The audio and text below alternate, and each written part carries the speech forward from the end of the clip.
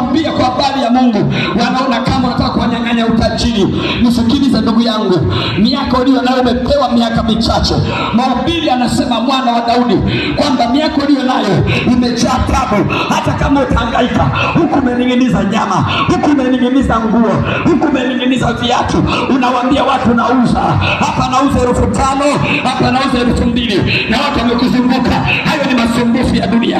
Hata kama utajitabisha, ukapata ulimwengu wote, ukapata pesa, watu wakasema huyu mtu ametajirika, lakini maandiko yanatuambia iko siku ambayo hiyo fedha utaiacha, hizo nyumba utaziacha, utakwenda kuhukumiwa, utasimama mbele ya kiti cha hukumu cha Mungu, utaulizwa, leta hesabu.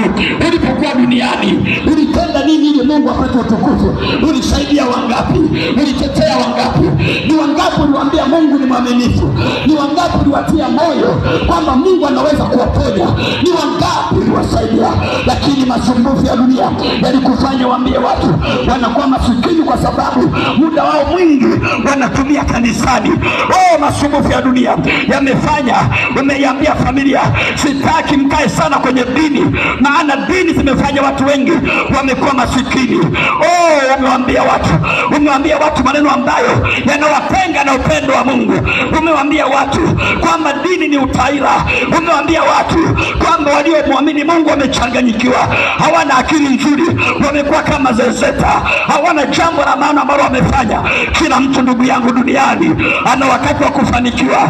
Biblia inasema hata kama ungejitabisha kwa kila namna, huwezi kuongeza hata kimo chako kwa nukta moja, lakini baraka zinatoka kwa Mungu, lakini upenyo unatoka kwa Mungu, lakini ustawi unatoka kwa Mungu. Maandiko yanatuambia hakuna jambo gumu lolote la kumshinda Mungu Baba.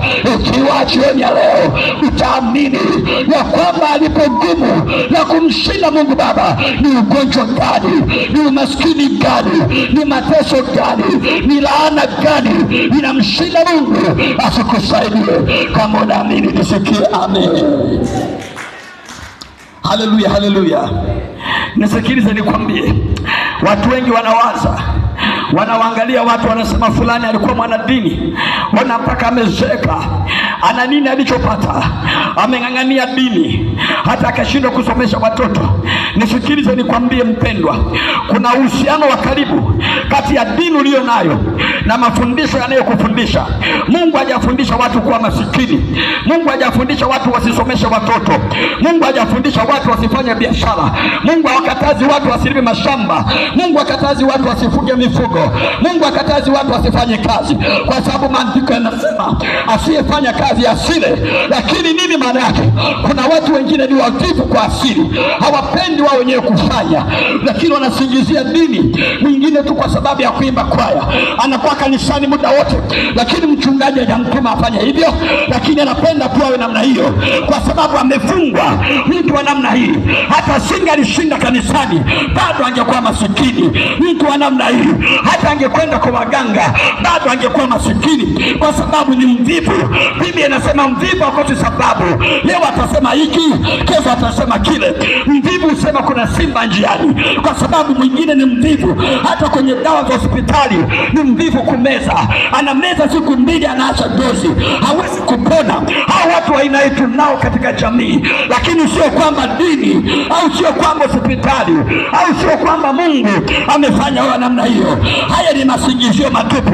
Mimi nataka nikwambie leo, ukimwamini Mungu, ukamfuata Mungu, ukamsikiliza Mungu, unayo nafasi ya kuleta mwanga katika maisha yako.